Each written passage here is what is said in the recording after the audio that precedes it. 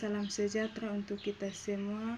Kami dari kelompok 4 akan membawakan materi yang berjudul teori modernisasi dan teori dependensia atau teori ketergantungan. Sebelum kami masuk dengan materi, saya akan memperkenalkan nama-nama kelompok. Yang pertama Ebendian Banunu, yang kedua Mianti Nabunome, yang ketiga Mirakase, yang keempat Petrus Laupada. Waktu saya berikan kepada pemateri pertama. Baik, terima kasih atas kesempatan yang diberikan kepada saya. Di sini kami akan menjelaskan tentang teori modernisasi. Teori modernisasi memiliki 4 teori. Yang pertama, teori Harold Domar. Tabungan dan investasi adalah satu teori ekonomi pembangunan yang sampai sekarang masih terus dipakai. Meskipun sudah dikembangkan, cara lebih canggih adalah Tari-Eniti, Demar dan Bay Har, kasis ekonomi yang bekerja secara terpilih, mencapai kesimpulan yang sama, yakni bahwa pertumbuhan ekonomi ditentukan oleh tingginya tabungan dan investasi. Kalau berhubungan dan investasi dan pertumbuhan ekonomi masyarakat atau negara tersebut juga akan rendah. Hubungan antara pertumbuhan ekonomi, tabungan dan investasi ini kemudian dirumuskan dalam Mus Harold Domar yang sangat terkenal di kalangan para ahli ekonomi pembangunan. Seperti dikatakan di atas, teori ini sudah banyak mengalami modifikasi sehingga menjadi lebih canggih, tetapi pada intinya rumus pembangunan Harold Domar ini masih dipertahankan. Yang kedua, Max Weber. Ikatan Protestan Venedah dengan Toh Domai. Teori Weber mempersoalkan yang dibentuk oleh sesama nilai-nilai agama. Max Weber yang dianggap sebagai modern, dia membahas bermacam gejala kekain, misalnya tentang perkembangan bangsa bagian dunia, tentang kepemimpinan, tentang birokras dan sebagainya.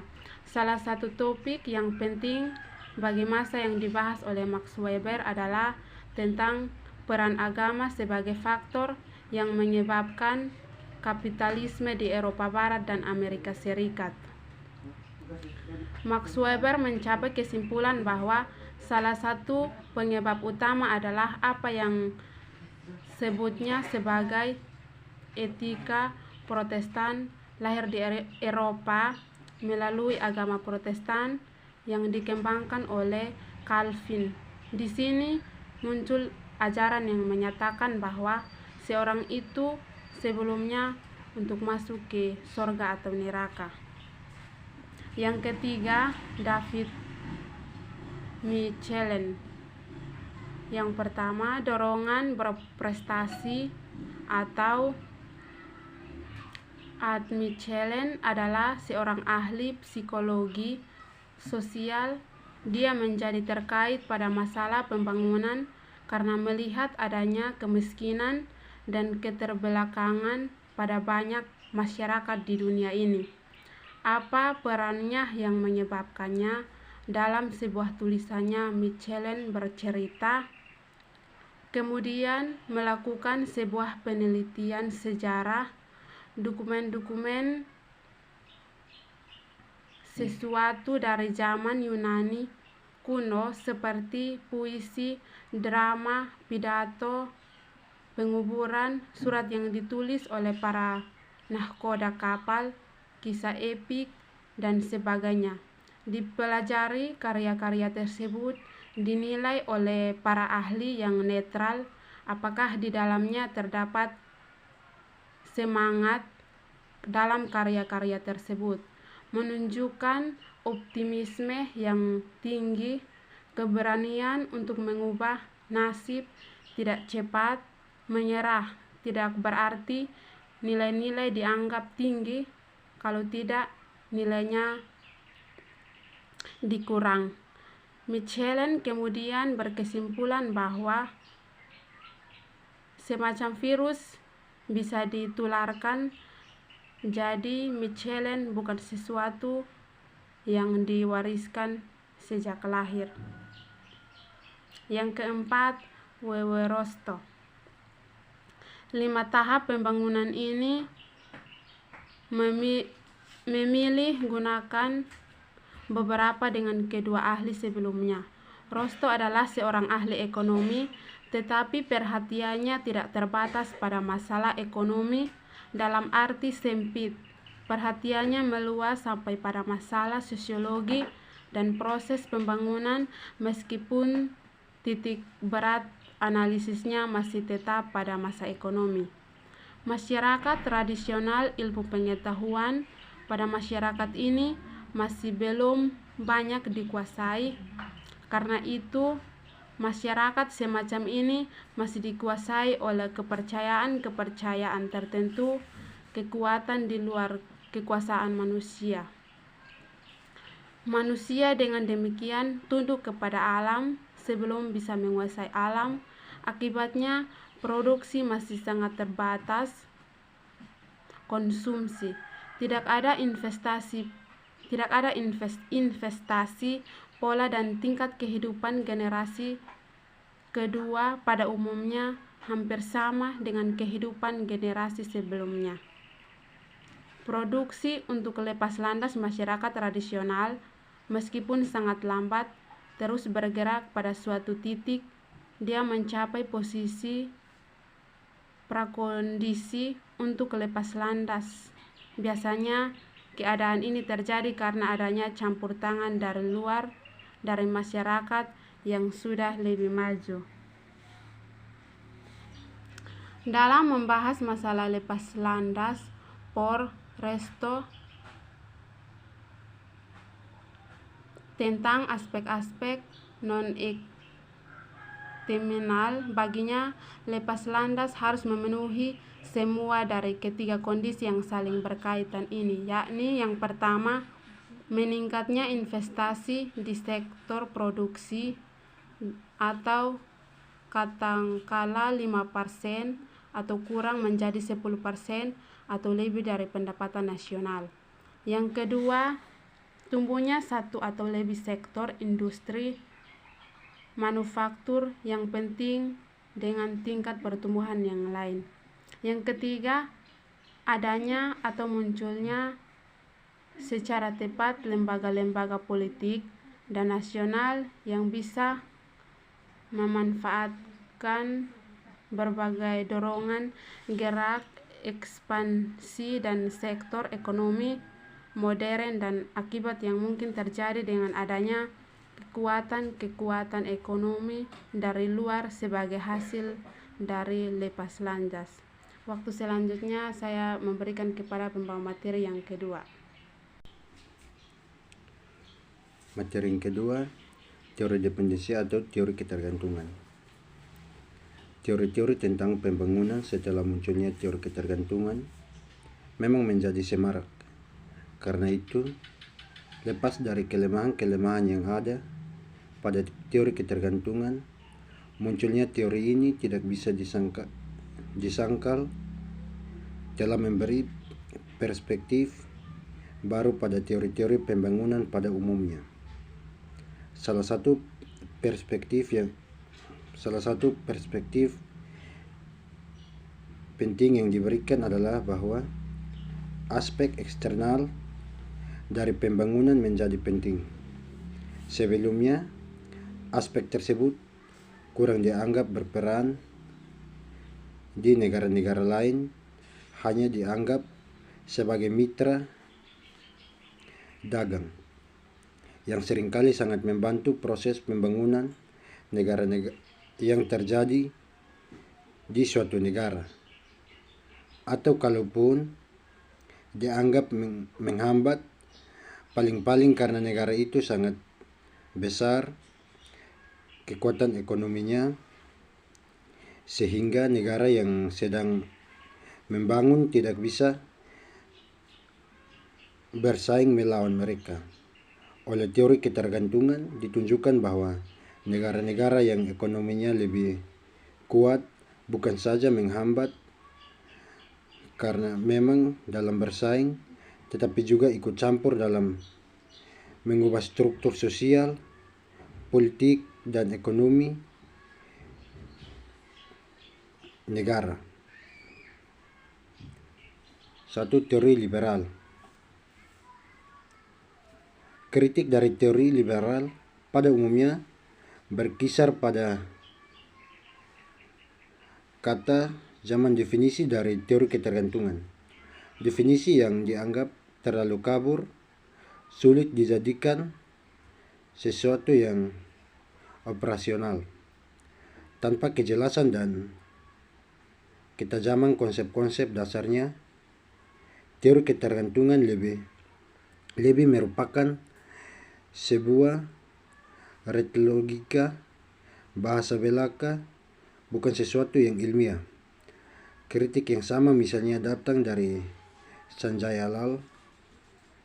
Dia mengatakan bahwa agar konsep ketergantungan dapat dipakai untuk menyusun teori, ada dua kriteria yang harus dipenuhinya. Satu, gejala ketergantungan ini harus hanya ada di negara-negara yang ekonominya tergantung dan tidak negara-negara yang tidak tergantung. Dua, gejala ini mempengaruhi perkembangan dan pola-pola pembangunan di negara-negara yang tergantung. Will Warren. Kritik Will Warren sudah diungkapkan pada inti, dan kritik ini adalah bahwa dalam kenyataan negara-negara yang tergantung menunjukkan kemajuan dalam pertumbuhan ekonomi dan proses industrialisasinya. Bahkan kemajuan ini menunjukkan bahwa negara-negara yang tergantung ini sedang mengarah pada pembangunan yang mandiri. Dengan demikian, yang ditolak bukan saja tesis Frank tentang pembangunan keterbelakangan, tetapi juga tesis Cardoso dan Evans tentang associated dependent development dan menyelenggarakan pembangunan secara mandiri, seperti halnya negara-negara pusat dulu, katanya, berlawanan dengan pandangan kaum Marxis. Bukti-bukti empiris menunjukkan bahwa prospek bagi sebuah pembangunan kapitalitas yang berhasil di negara-negara berkembang ternyata baik. Pembangunan ini meliputi industrialisasi yang substansial dan juga transformasi kapitalitas dari pertanian tradisional. Teori artikulasi. Munculnya teori artikulasi juga sama dengan munculnya teori Warren, yakni ketidakpuasan terhadap teori ketergantungan karena menghadapi kenyataan bahwa pembaca teori artikulasi yang mula-mula dikembangkan oleh para antropolog Prancis seperti Claude Melchaux dan Pierre Pilleray disebut juga sebagai teori yang memakai pendekatan cara berbeda dengan teori ketergantungan, atau terutama teori Andre Gunder Frank yang menganggap ketergantungan yang dikembangkan oleh Cardoso, meskipun tidak terlalu nyata, keterbelakangan lebih dilihat sebagai masalah struktur sosial, politik, dan ekonomi dari negara yang bersangkutan. Cardoso dengan demikian lebih dekat dengan teori artikulasi. Bagi teori artikulasi, keterbelakangan di negara-negara dunia ketiga harus dilihat sebagai kegagalan dari kapitalisme untuk berfungsi secara murni sebagai akibat dari adanya cara produksi lain di negara-negara tersebut. Immanuel Wallerstein atau teori sistem dunia. Munculnya Wallerstein dengan teori sistem dunia juga merupakan reaksi terhadap teori ketergantungan, seperti juga teori Will Warren dan teori artikulasi. Reaksi ini muncul karena teori ketergantungan dianggap tidak bisa menjelaskan gejala pembangunan di dunia ketiga. Yang bisa menjelaskan hanyalah gejala terjadinya keterbelakangan. Kemudian terjadi pembangunan-pembangunan baik melalui penaklukan secara militer maupun secara sukarela. Sebuah kerajaan besar kemudian muncul. Meskipun tidak sampai menguasai seluruh dunia, tetapi karena besarnya yang luar biasa dibandingkan dengan kerajaan yang ada sebelumnya, kerajaan ini disebut sebagai kerajaan dunia atau World Empire. Kerajaan dunia ini mengandalkan kawasan melalui sebuah sistem politik yang diputuskan. Meskipun kerajaan dunia ini sangat besar, kawasannya terbatas sampai sejauh mana kerajaan ini bisa menguasai secara politis daerahnya. Wallerstein kemudian merumuskan 3 strategi bagi terjadinya proses kenaikan kelas ini. 1. Kenaikan kelas terjadi dengan merebut kesempatan yang datang karena dinamika yang ada pada sistem perekonomian dunia. Pada suatu kali harga komoditi primer menjadi murah sekali dan barang-barang industri mahal. Akibatnya negara-negara pinggiran tidak lagi bisa mengimpor barang-barang industri. Dalam keadaan seperti ini, negara yang sudah terdesak mengambil tindakan yang berani untuk mulai melakukan industrialisasi substansi impor sendiri.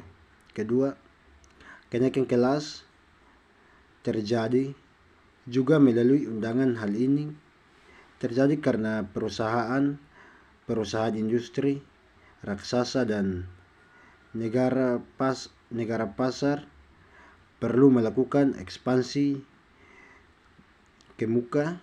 Lahirlah persahabatan perusahaan multinasional. Perlindungan multinasional membutuhkan tenaga usaha negara-negara berkembang. Karena macam-macam alasan, Evans tentang lahirnya pembangunan dalam ketergantungan yang sudah diuraikan sebelumnya. Yang ketiga, kenaikan kelas yang ketiga terjadi karena negara tersebut menjalankan kebijakan untuk memandirikan negaranya sendiri. Wallerstein menunjukkan Tanzania sebagai contoh. Negara itu melaksanakan konsep utama untuk melepaskan dirinya dari eksploitasi negara-negara yang lebih maju. Kalau berhasil, tindakan melepaskan diri ini bisa membuat negara tersebut naik kelas menjadi negara yang setengah pinggiran. Ya, terima kasih. Sekian dari materi kami. Saya kembalikan kepada moderator.